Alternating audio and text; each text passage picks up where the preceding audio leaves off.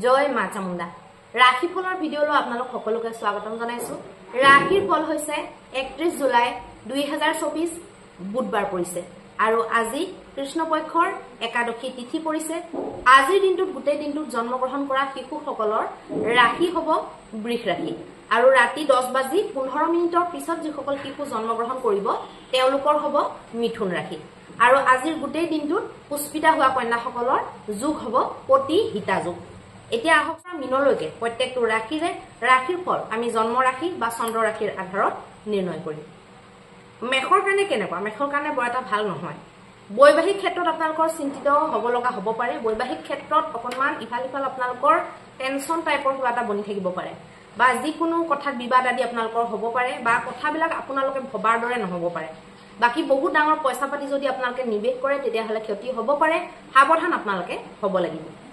এতিয়া আহিব বৃষৰ কাৰণে। বৃষৰ কাৰণে যিকোনো ক্ষেত্ৰত যিকোনো নতুন কাম কৰা, যিকোনো পেণ্ডিং কাম কৰা, থৈ দিয়া কাম কৰা, পেণ্ডিং একাউণ্টৰ লগত ৰিলেটেড কাম কৰা বা যিকোনো নতুন বস্তু পাৰচেছ কৰা, তেনেকুৱা প্ৰত্যেকটো কামৰ কাৰণে বৃষৰ কাৰণে খুব শুভ দেখা গৈছে। এতিয়া আহিব মিথুনৰ কাৰণে। মিথুনৰ কাৰণে কিন্তু মানসিক চিন্তা, যিকোনো অসুবিধা, যিকোনো অকণমান মনটো নিৰাশাজনক হৈ থকা, মনটো দুবিধা হৈ থকা, দুধুৰ মুধুৰ হৈ থকা তেনেকুৱা কণ্ডিশ্যনবিলাক দেখা গৈছে। খৰচ বৃদ্ধি আপোনালোকৰ হ'ব পাৰে। খৰচ য'ত ত'ত নকৰিব, ভাবি চিন্তি আপোনালোকে খৰচবিলাক কৰিব। কাৰোবাৰ কিবা এটা কথা শুনি পেলাই আপোনালোকে একো ধৰণৰ পইচা নিৱেশ নকৰিব বা আপোনালোকৰ জীৱনৰ কাৰণে খৰচো নকৰিব আৰু বিবাদ আদিৰ পৰা যিমান পাৰে বাচিলে ভাল হ'ব। এতিয়া আহিব কৰ্কটৰ কাৰণে। কৰ্কটৰ কাৰণে যিকোনো ক্ষেত্ৰতে শুভ।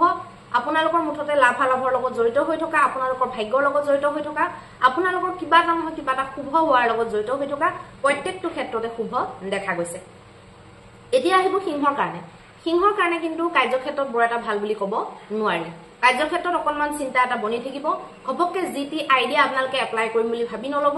ভালকে নিজেই 3-4 দিন সময় লৈ ভাবি চিন্তি ডিছকাছ নিজেই ভালকে ট'টেলি নোচোৱালৈকে আপোনালোকে কোনো ধৰণৰ ডিচিশ্যন কাৰ্যক্ষেত্ৰত, ব্যৱসায় ক্ষেত্ৰত লোকৰ কথা শুনি পেলাই নল'ব, তেতিয়া আপোনালোকৰ ক্ষতি হ'ব পাৰে। এতিয়া আহিব কন্যাৰ কাৰণে। কন্যাৰ কাৰণে যিকোনো বস্তু কিনা, যিকোনো ভাগ্যদায়ক কাম কৰা, যিকোনো ধৰ্ম বা আধ্যাত্মৰ লগত জড়িত কাম কৰা, যিকোনো মাংগলিক কৃত্য কৰা, যিকোনো নতুন বস্তু পাৰচেছ কৰাৰ কাৰণে খুব শুভ দেখা গৈছে। এতিয়া আহিব তুলাৰ কাৰণে। তুলাৰ কাৰণে মানসিক চিন্তা, যিকোনো দুধুৰ মুধুৰৰ পৰা, যিকোনো অকণমান লষ্টৰ ফালে যোৱা, কিবা নহয় কিবা আপোনালোকৰ লষ্ট হৈ গ'ল ধৰক বা লষ্ট হ'বলৈ গৈ আছে, তেনেকুৱা ধৰণৰ আপোনালোকৰ কাৰণে দেখা গৈছে। মানসিক চিন্তা, বিবাদ আদি বা যিকোনো সিদ্ধান্ত লোৱাত আপোনালোকৰ অসুবিধা হ'ব পাৰে আৰু যাত্ৰা আদি আপোনালোকে নকৰাটো ভাল হ'ব। এতিয়া আহিব বৃশ্চিকৰ কাৰণে। বৃশ্চিকৰ কাৰণে খুব ভাল। যিকোনো সন্ধি, যিকোনো ব্যৱসায় ৰিলেটেড কথা, যিকোনো দৈনন্দিন ৰুটিনৰ যদি আপোনালোকে পৰিৱৰ্তন কৰিম বুলি ভাবিছে, ডেইলি ইনকামৰ লগত জড়িত কিবা নহয় কিবা যদি কৰিম বুলি ভাবিছে, সন্ধি আদি আৰু বৈবাহিক মীমাংসা আদি যদি কৰিম বুলি ভাবিছে, শুভ দেখা গৈছে। এতিয়া আহিব ধনুৰ কাৰণে। ধনুৰ কাৰণে বৈবাহিক ক্ষেত্ৰত শুভ নহয়। সাৱধান আপোনালোকে হ'ব লাগিব। মানসিক চিন্তা, ক্লেশ আদি বাঢ়িব পাৰে। শত্ৰুৰ লগত কিবা আপোনালোকৰ যুঁজ বাগৰ হ'ব পাৰে বা শত্ৰুৰ দৃষ্টিত আপোনালোকে থাকিব পাৰে। গতিকে সাৱধান আপোনালোকে হ'ব লাগিব। কোনো ধৰণৰ বিশেষ শুভ কাম, বিশেষ ডাঙৰ কাম আপোনালোকে নকৰাটো ভাল হ'ব। বিশেষ ডাঙৰ বস্তু আপোনালোকে পাৰচেছ নকৰাটো ভাল হ'ব। এতিয়া আহিব মকৰৰ কাৰণে। মকৰৰ কাৰণে যিকোনো ক্ষেত্ৰতে, প্ৰেমৰ হওক, সন্তানৰ হওক, শিক্ষাৰ ক্ষেত্ৰত হওক বা ল'ৰা ছোৱালীৰ পঢ়া শুনাৰ ক্ষেত্ৰতে হওক, তেনেকুৱা প্ৰত্যেকটো ক্ষেত্ৰতে শুভ দেখা গৈছে। ভ্ৰমণত যোৱা, যিকোনো ধৰ্মীয় কৃত্য কৰা, যিকোনো বুদ্ধি বৃত্তিৰ লগত জড়িত কাম কৰাৰ কাৰণে শুভ দেখা গৈছে। এতিয়া আহিব কুম্ভৰ কাৰণে। কুম্ভৰ কাৰণে কিন্তু বৰ এটা ভাল বুলি ক'ব নোৱাৰি। মানসিক টেনচন থাকিব।